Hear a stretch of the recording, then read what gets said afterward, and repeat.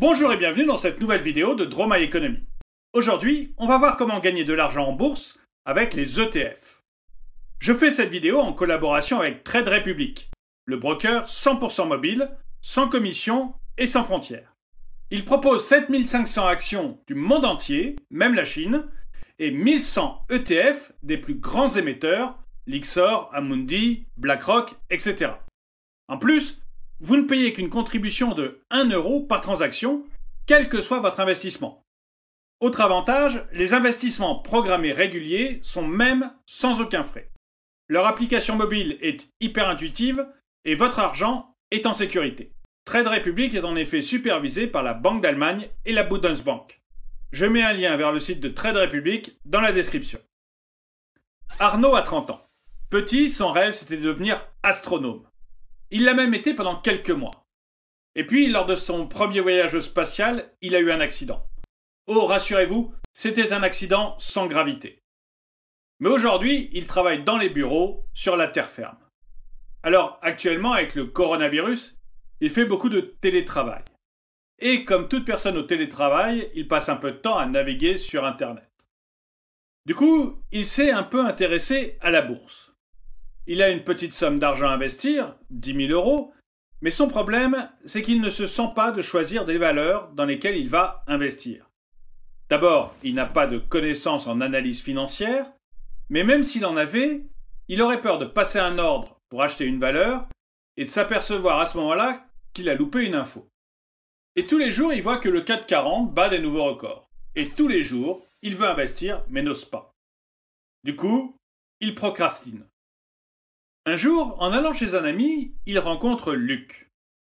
Lucratif, c'est l'investisseur que vous connaissez bien si vous suivez ma chaîne. Arnaud profite de cette rencontre pour demander à Luc sur quoi il parierait, comment il investirait à sa place. Luc lui dit que s'il veut éviter d'avoir à choisir telle ou telle action, il peut s'intéresser aux ETF, ou alors aux différents fonds d'investissement. En fait, ce qui distingue les deux, c'est qu'un fonds traditionnel va constituer un panier d'actifs et il va vouloir battre le marché. Il va essayer d'avoir une meilleure performance par rapport à ce que va gagner la moyenne des autres investisseurs. Le bémol de cette démarche, c'est qu'elle va nécessiter beaucoup de ressources de la part de la société de gestion. Et en contrepartie, la société de gestion va prélever des frais importants. Par contre, un ETF va reproduire un indice boursier.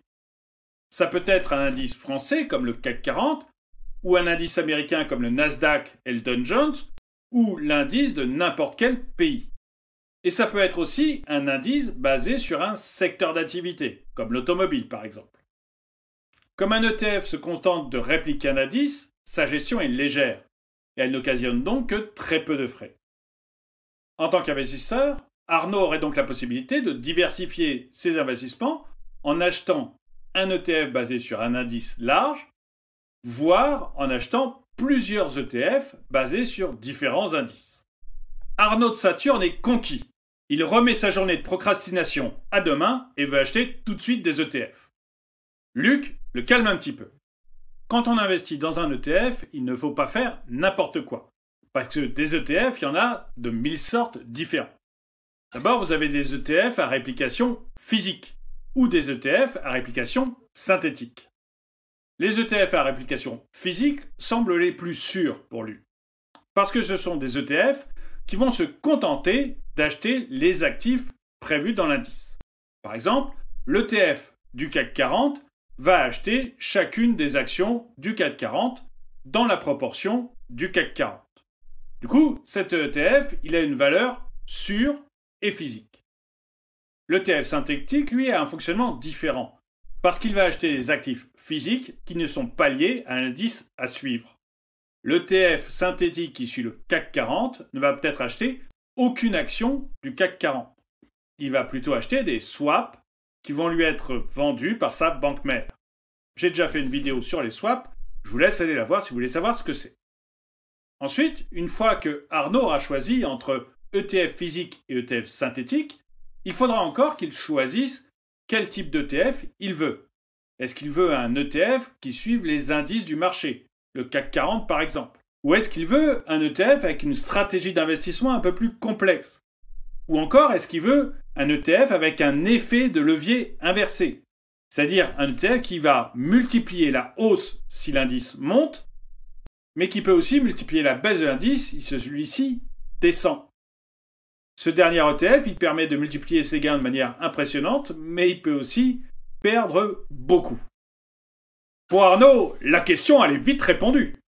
Il veut un ETF physique basé sur un indice de marché type CAC 40 et peut-être 2 autres ETF qui vont faire le Dow Jones et le Nasdaq, histoire de ne pas tout avoir en France. Ce qu'il veut savoir maintenant, c'est comment concrètement investir dans un ETF. Eh bien, investir dans un ETF, c'est assez simple. On peut le faire à partir de n'importe quelle banque ou à partir d'un broker en ligne comme Trade Republic.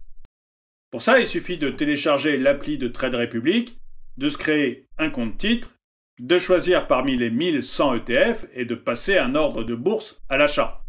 Et pour la vente, c'est exactement la même démarche. Investir dans un ETF, c'est extrêmement simple. Luc donne même un conseil à Arnaud. La bonne solution, ça pourrait être aussi d'investir le même montant tous les mois sur un ETF. Par exemple, 300 € tous les mois sur l'ETF CAC 40. Cela permet de lisser ses risques. Si l'ETF CAC 40 monte beaucoup, Arnaud investira ses 300 € et achètera relativement peu de parts. Et quand l'ETF baissera un peu, Arnaud, toujours en investissant ses 300 €, achètera plus de parts. Ça lui permettra d'avoir un meilleur résultat moyen.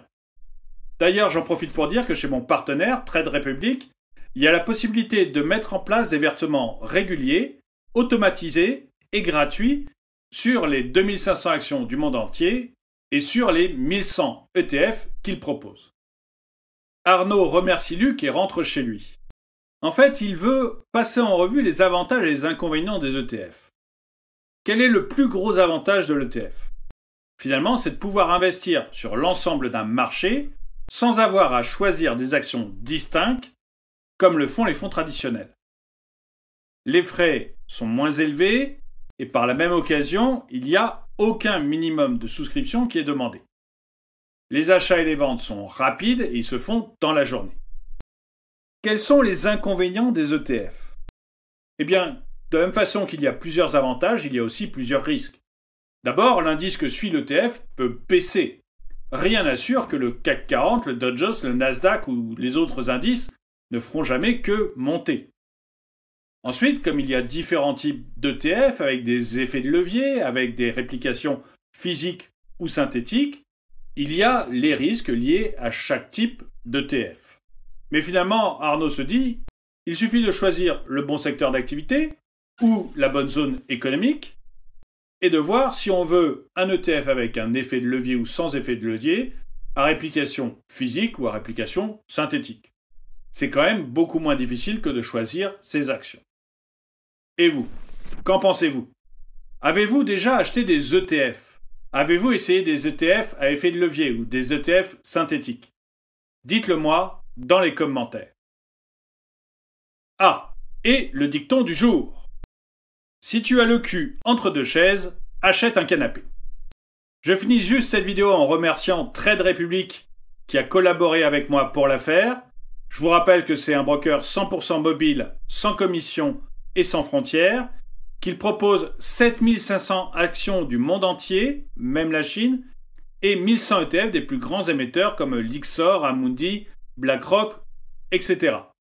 Je vous rappelle que vous ne payez qu'une contribution de 1 € par transaction, quel que soit votre investissement, qu'il y a possibilité de faire des investissements programmés réguliers sans aucun frais, que leur application mobile est hyper intuitive et que votre argent est en sécurité parce que Trade Republic est supervisé par la Banque d'Allemagne.